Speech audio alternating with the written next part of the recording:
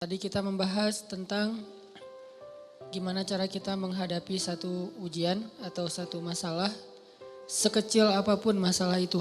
Bahkan sampai masalahnya kayak para ulama, atap rumahnya bocor, lampu, kalau dulu kan lampunya lampu minyak gitu ya, minyaknya habis, terus belum sempat beli atau nggak sanggup beli.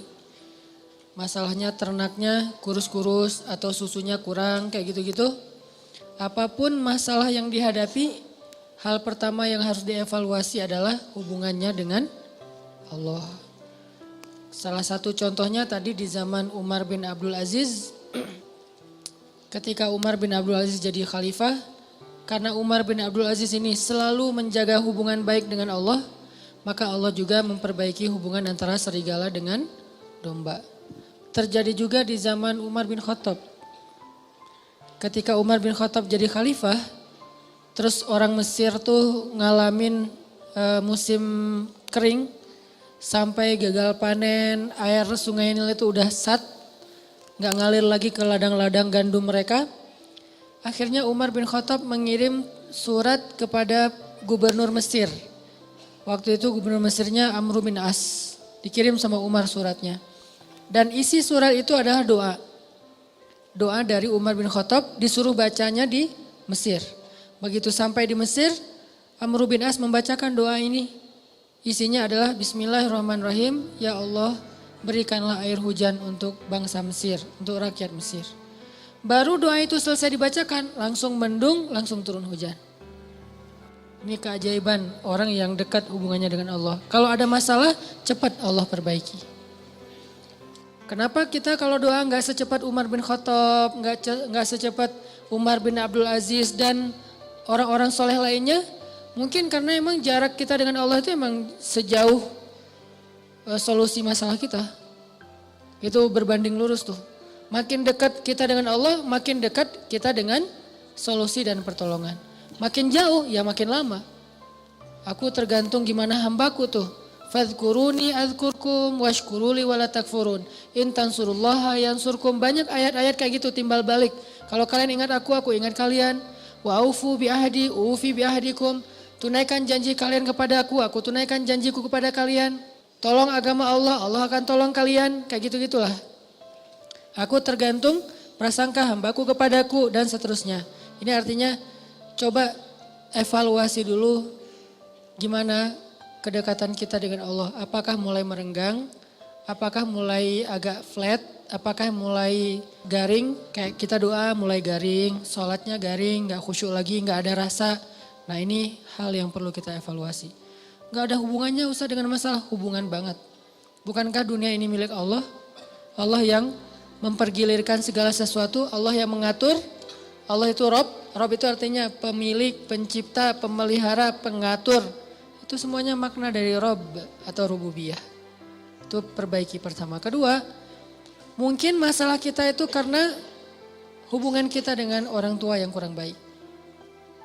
Kurang baiknya kadang bukan durhaka, tapi kurang peduli.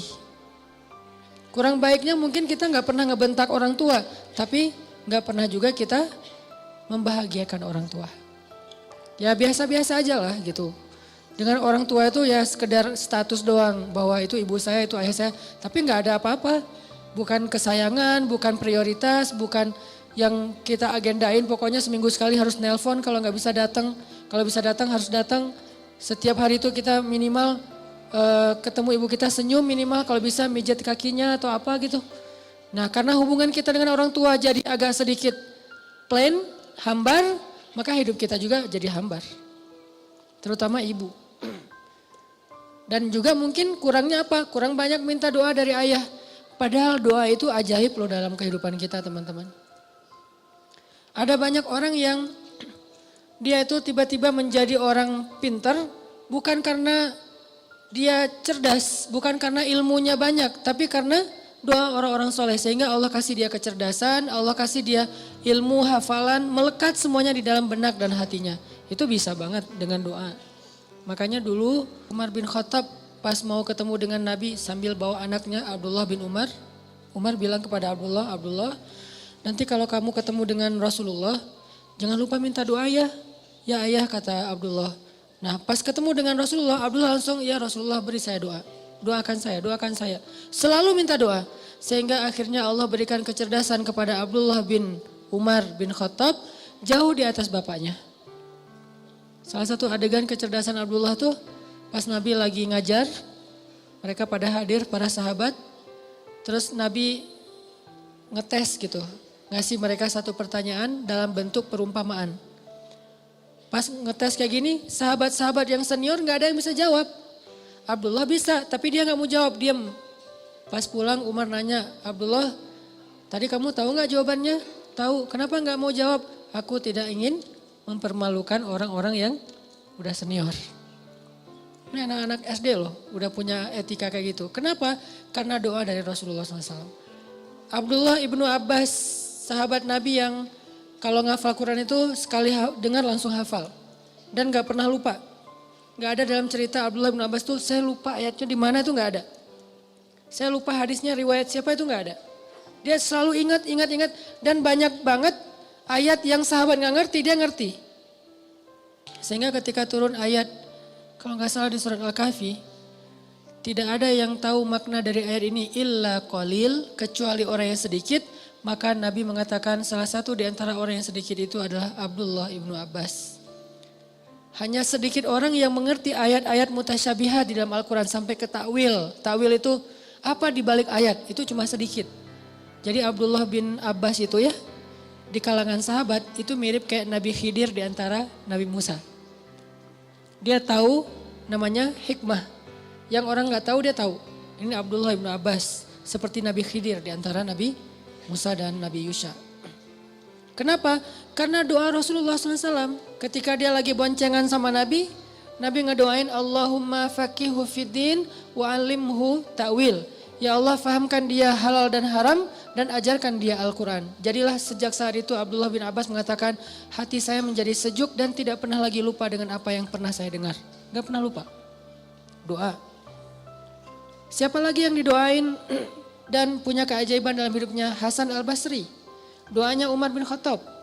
Umar ketika bertemu dengan Hasan al-Basri kecil, diusap kepalanya terus didoain Allahumma faqihu fiddin wa habibhu ilan nas. Ya Allah jadikan anak ini ngerti agama dan dicintai oleh setiap orang. Sehingga Hasan al-Basri itu terkenal sebagai ulama, gak ada hatersnya.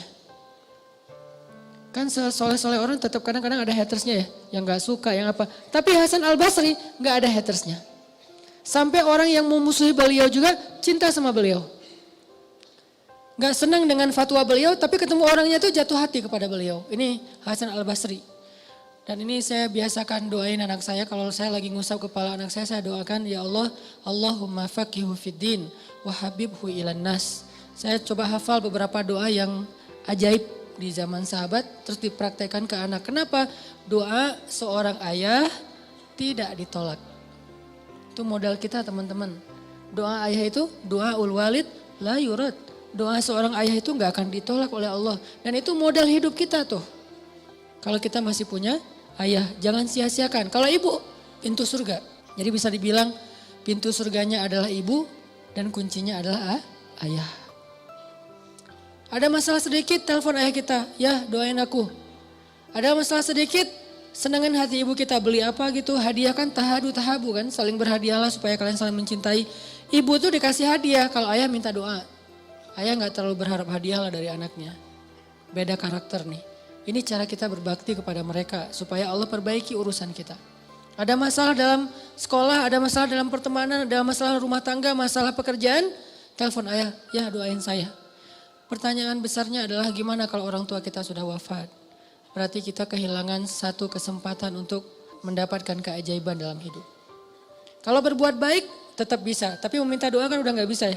Kepada orang yang sudah meninggal, kecuali Rasulullah yang boleh. Kalau selain Rasulullah menurut jumhur ulama udah gak bisa, terputus. Tapi kalau berbuat baik bisa, kirim Al-Fatihah. Doain mereka, ziarah kubur, apalagi.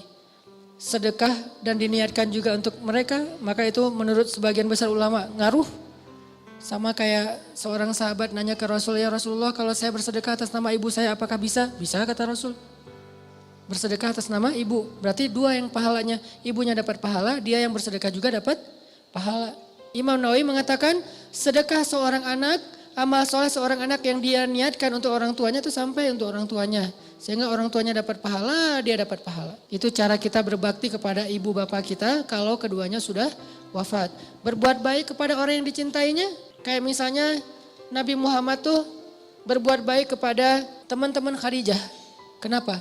Karena pengen berbuat baik kepada Khadijah, tapi Khadijah sudah wafat. Caranya gimana? Ya udah, berbuat baiklah kepada sahabat-sahabat Khadijah gitu. Jadi kalau orang tua kita udah wafat, saudara kita wafat, atau pasangan kita wafat, cara kita berbuat baik kepada mereka adalah selain doa, beramal soleh dengan niat kepada mereka, salah satunya adalah berbuat baiklah kepada orang-orang yang mereka cintai semasa hidupnya. Siapa yang dicintai ayah kita? Teman-temannya, cinta dalam makna persahabatan ya. Teman-temannya, keluarganya, ibu kita juga kayak gitu. Pasangan kita juga kayak gitu, berbuat baik kepada dia.